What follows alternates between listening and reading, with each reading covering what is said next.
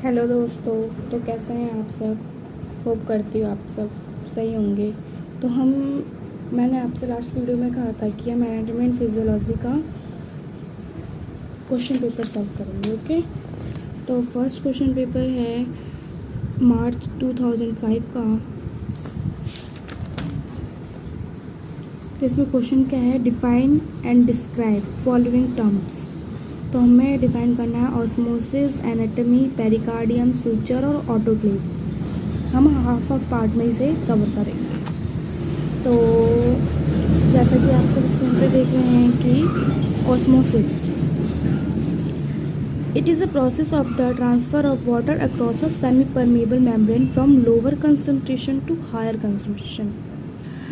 इसमें है कि ऑस्मोसिस में क्या होता है कि लोअर कंसंट्रेशन से हायर कंसंट्रेशन में सब्सटेंस पास होता है, और डिफ्यूज़न में क्या होता है, हायर कंसंट्रेशन से लोअर कंसंट्रेशन।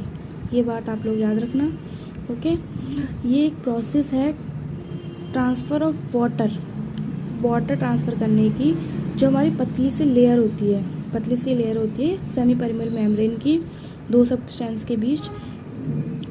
तो वाटर ट्रांसफ़र करना सेमी परमेबल मेम्ब्रेन को अक्रॉस करके लोअर कंसंट्रेशन से हायर कंसंट्रेशन में, इसे कहते हैं osmosis. Okay, anatomy, it refer to the study of structure of human body and the relationship among structure. जैसे कि आप सभी जानते होंगे कि एनाटॉमी का मतलब होता है study of structure of human body, और फिजियोलॉजी का मतलब होता है study of function of human body, की ह्यूमन बॉडी कैसे काम करती है, और इसमें एनाटॉमी में बॉडी के स्ट्रक्चर का स्टडी होता है। ओके, पेरिकार्डियम क्या होती है, हमारी हार्ट की लेयर होती है। Pericardium, myocardium, endocardium. Pericardium outer layer होती है। ओके, तो it is the outer layer of the heart made up of 2 sacs. Pericardium outer layer होती है हार्ट की, और ये 2 सैक्स से बनती है। The outer sac consist of fibrous tissue, जो उसका आउटर सैक होता है वो फाइब्रस टिश्यू से बनता है, और जो इनर सैक होता है वो continuous double layer of serous membrane. जो हमारी सीरस मेम्ब्रेन होती है उससे इनर बनता है इनर सैक, और आउटर सैक बनता है फाइब्रस टिश्यू से। ये बात आप लोग याद रखना।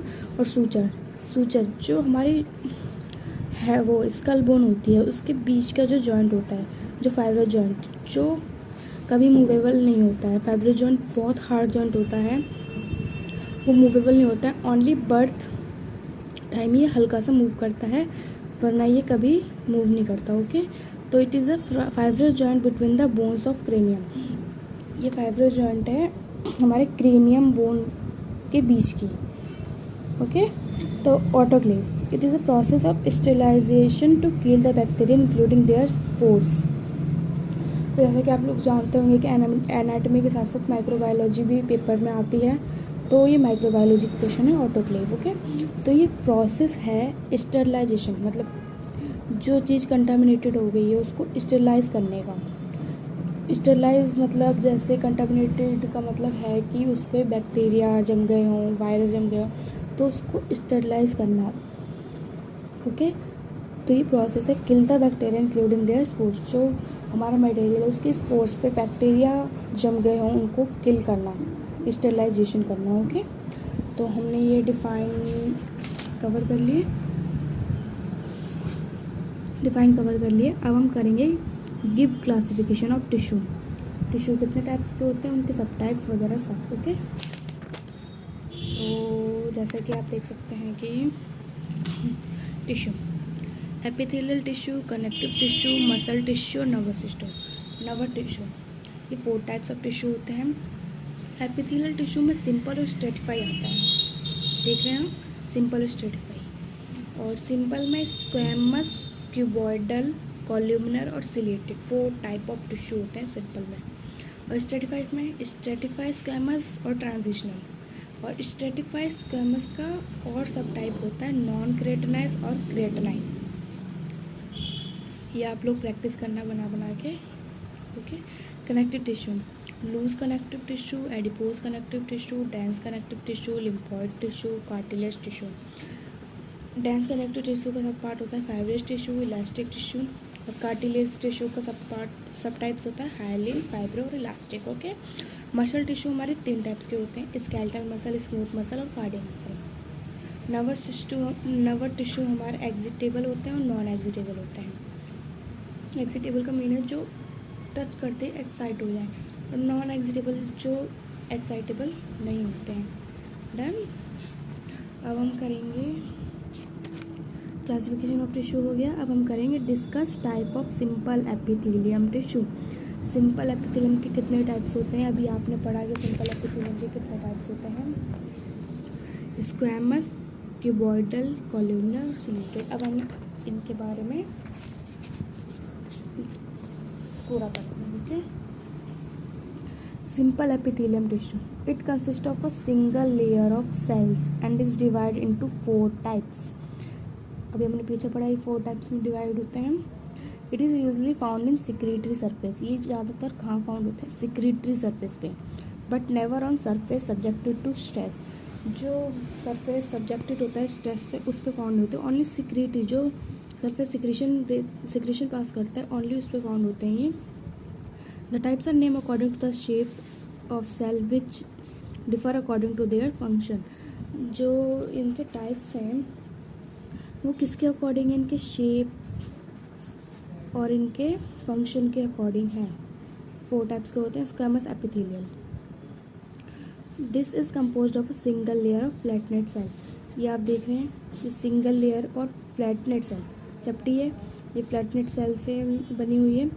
The cell fit closely together like flat stones forming a very smooth membrane. जो इसकी सेल्स हैं वो फिट टुगेदर हैं लाइक फ्लैट स्टोन, ऐसा लग रहा है कि फ्लैट स्टोन है, फॉर्मिंग अ वेरी स्मूथ, ये बहुत स्मूथ मेम्ब्रेन बनाते हैं। इनके फंक्शन क्या है, यहाँ पे डिफ्यूजन टेक प्लेस होता है freely through this skin and smooth lining. यहाँ इस मेम्ब्रेन से डिफ्यूजन बहुत ईजिली होता है। एग्जाम्पल, ये मेम्ब्रेन का है हार्ट में, ब्लड वेसल में, लिवर। ओके, अब बारी है सिलिएटेड एपिथेलियम की। The consist of cube shaped cell, cube shape cell बना रही है ये, fitting closely together lying on a basement membrane. एक साथ फिटिंग क्लोज है ये, और ये बेसमेंट मेम्ब्रेन पे, ये जो हमारी दिख रही है बेसमेंट मेम्ब्रेन, इस पे ये लाई कर रही है। ओके,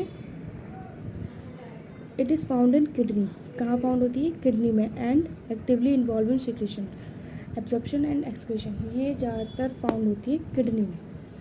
ओके, और ये किस में इन्वॉल्व होती है ज़्यादा, सिक्रीशन में, एब्जॉर्प्शन में एंड एक्सक्रीशन।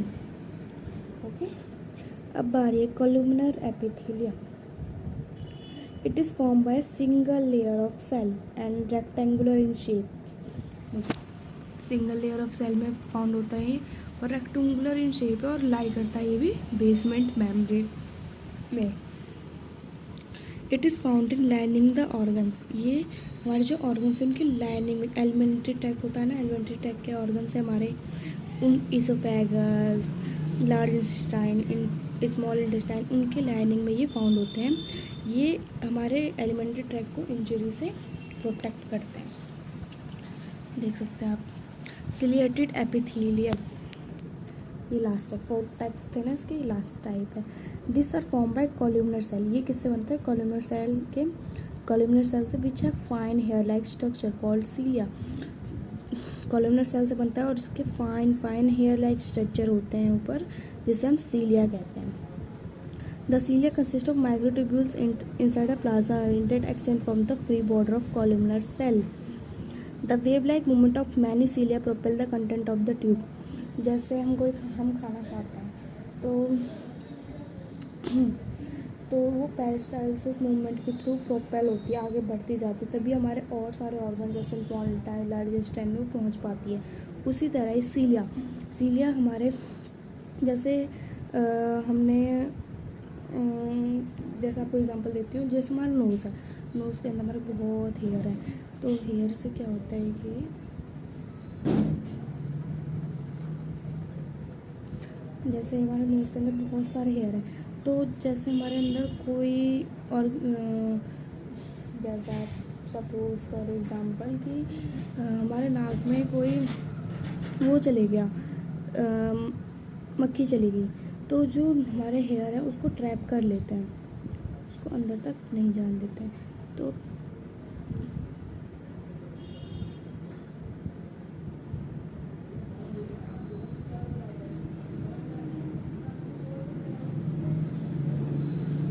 एयर को ट्रैप कर लेते हैं, उसे अंदर तक नहीं जान देते हैं। और जैसे कि हम छींकते हैं या खांसते हैं, उसके थ्रू वो कंटेंट बाहर निकल आता है। ओके, तो उसी तरह सीलिया यूं ऐसे ऐसे ऐसे ऐसे वेव लाइक मूवमेंट करती है कि हमारा जो कंटेंट है वो प्रोपेल हो गया है। Okay, which they line in one direction, ये वन डायरेक्शन में कंटेंट को प्रोपेल करती है। It is found in uterine tube, जो हमारी यूट्राइन ट्यूब है वहाँ पर फिर मिलती हैं ये, एंड रेस्पिरेटरी पैसेज में मिलती है। ओके, अब है डिस्कस फंक्शन ऑफ स्कल। देखो, discuss function of skull, describe composition of blood in detail. आज हम थर्ड तक करेंगे, फोर्थ और फिफ्थ सेकंड पार्ट में आएगा। Okay, third function of skull.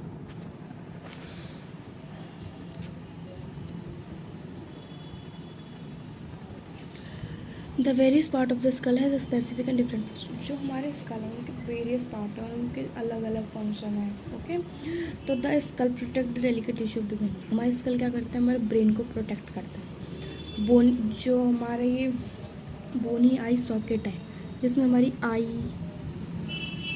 धसी हुई होती है, वो हमारे आई सॉकेट आई को इंजरी से प्रोटेक्ट करते हैं और अटैचमेंट देते हैं मसल्स को, जिससे हमारी आई मूव कर पाती है। और temporal bone protect the delicate structure of eye. जो हमारा टेम्पोरल बोन है वो हमारे ईयर को प्रोटेक्ट करता है। Some bone of the face and base of skull give resonance to the voice because they have cavity called sinus containing air. कुछ हमारे बोन से फेस के जो हमारे आवाज़ को गूंज देते हैं। रिसोनेंस मतलब गूंज, बोलना, गूंज देना। बिकॉज दे हैव कैविटीज़ मतलब हॉलो स्पेस, कैविटीज़ मतलब हॉलो स्पेस, जिसे हम कहते हैं साइनसेस। अगर पूछा जाए define sinuses, hollow space in the body is called sinuses. Okay, जिसके अंदर एयर भरी होती है जिससे हमारी वॉइस को गूंज मिलती है। Okay, with the bones of the face from the wall of the posterior part of the nasal cavity they keep the air passages open and facilitating breathing। जो हमारी बोन होती है फेस की, वो बॉल बनाती है posterior part of the nasal cavity.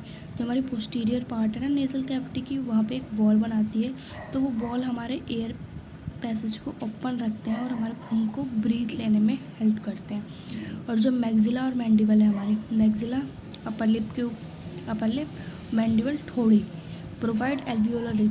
जो हमारे टीथ को एम्बेडेड रहने के लिए एल्वियोलर रिच प्रोवाइड करते हैं। हमारे एक ऊपर मैक्सिला में टीथ है, एक मैंडिबल में, तो एल्वियोलर रिच प्रोवाइड करते हैं जिससे हमारे टीथ एम्बेडेड चिपके हुए होते हैं। The mandible is the only movable joint of the skull and help in chewing food और मैस्टिकेशन। जो हमारा मैंडिबल है, ठोड़ी, जो नीचे वाला टीथ का पार्ट है, वो ओनली मूवेबल जॉइंट होता है स्कल का, और कोई स्कल का मूवेबल जॉइंट नहीं होता है जिससे हम चूइंग भी करते हैं, खाने को चबाते हैं, और मैस्टिकेशन में इसकी चबाना ही होता है। ओके, दिस इज़ लास्ट, नहीं तो वीडियो ज़्यादा बड़ी हो जाएगी। Mastication, composition of blood,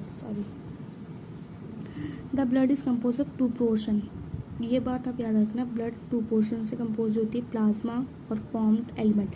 plasma एक क्या होता है, liquid containing dissolve substance, liquid type होता है जो डिसॉल्व हो जाता है, वो होता है प्लाज्मा। और फॉर्म्ड एलिमेंट क्या होते हैं, RBC, WBC, platelet. RBC red blood cell, WBC white blood cell और प्लेटलेट। आरबीसी को क्वेश्चन में आ जाए इरिथ्रोसाइट, तो आप याद रखना इरिथ्रोसाइट मतलब आरबीसी, ल्यूकोसाइट मतलब डब्ल्यूबीसी, थ्रोम्बोसाइट मतलब प्लेटलेट। ओके, अब plasma, it is a straw colour transparent fluid in which different type of cell are suspended. Plasma straw, जो हम पाइप से कभी जूस वगैरह पीते हैं तो वो स्ट्रॉ होती है ना, उस कलर का होता है, ट्रांसपेरेंट, इधर उधर दिखने वाला फ्लूइड होता है। In which different type of cell are, इसके अंदर बहुत सारे डिफरेंट टाइप ऑफ सेल रहते हैं। इसका कंपोजिशन देखो आप प्लाज्मा का, द कंस्टिट्यूट ऑफ प्लाज्मा और वाटर, इसमें 90 to 92% वाटर होता है और कुछ डिजॉल्व सब्सटेंस होते हैं, जैसे कि प्लाज्मा प्रोटीन में हमारे क्या आता है, albumin, globulin, fibrinogen, clotting factor. Inorganic salt में क्या आता है, sodium chloride, sodium bicarbonate, potassium, magnesium, iron, calcium, copper, iodine, cobalt, phosphate. Okay. और न्यूट्रिएंट में क्या आता है, फ्रॉम डाइजेस्टेड फूड, जो फूड डाइजेस्ट हो चुका है, monosaccharide mainly glucose, amino acid, fatty acid, glycerol and vitamins, ये हमारे डाइजेस्टेड फूड हैं। ये भी प्लाज्मा सेल इन सभी से बनते हैं। ऑर्गेनिक वेस्ट मटेरियल जैसे urea, uric acid, creatinine. Hormones होते हैं, एंजाइम्स होते हैं, गैसेस हो जाती हैं। कौन कौन सी गैसेस होती हैं, ऑक्सीजन, कार्बन डाइऑक्साइड, नाइट्रोजन। और फॉर्म्ड एलिमेंट्स कौन से होते हैं, red blood cell, white blood cell और प्लेटलेट। रेड ब्लड सेल क्या होता है, they are circular biconcave, ये सर्कुलर होता है, इस टाइप का होगा और बाय कनकेव होगा। Non nucleated cell with diameter 7 micron, ये नॉन न्यूक्लिएटेड सेल होता है, ये बात याद रखना। और इसका डायमीटर होता है 7 micron. They are formed in, कहाँ फॉर्म होता है, रेड बोन मैरो में। The process of development is called erythropoiesis, इसको क्या कहते हैं, इरिथ्रोसाइट कहते हैं। और इसके जब भी डेवलप होता है तो इसके प्रोसेस को कहते हैं erythropoiesis, which is characterised by maturation of cell and formation of haemoglobin inside the cell. और इसके अंदर हीमोग्लोबिन भी फॉर्म होता है। RBC have a life span of 120 days, जो आरबीसी होता है उसका लाइफ टाइम कितना होता है, 120 days. Normal RBC count of blood, कितने होते हैं हमारे ब्लड में नॉर्मल आरबीसी, मेल में होते हैं 5 to 6 million mm, in female 4 to 5 million mm। Leucocyte, WBC have nuclei and don't contain haemoglobin, इसमें न्यूक्लियाई होता है और उसमें क्या था, हमारे रेड ब्लड सेल में न्यूक्लियाई नहीं होता और वो हीमोग्लोबिन कंटेन करता था, हीमोग्लोबिन कंटेन नहीं करता है। They are the largest blood cell and account for about 1% of total blood volume, ये लार्जेस्ट ब्लड सेल होता है और इसमें टोटल ब्लड वॉल्यूम 1% होता है। ल्यूकोसाइट के 2 टाइप्स होते हैं, granular, agranular. Granular neutrophil, basophil, eosinophil, agranular monocyte, lymphocyte. Okay, detail में आगे अगले क्वेश्चन में पूछा गया है, उसमें आपको ग्रैन्युलर और अग्रैन्युलर डिटेल में मिलेंगे। प्लेटलेट, दे आर स्मॉल ये भी नॉन न्यूक्लिएटेड होता है आरबीसी की तरह। This 2-4 micrometre in diameter, they contain substance which help in blood clotting. Life span इसका 8 से 11 डेज होता है। Normal count is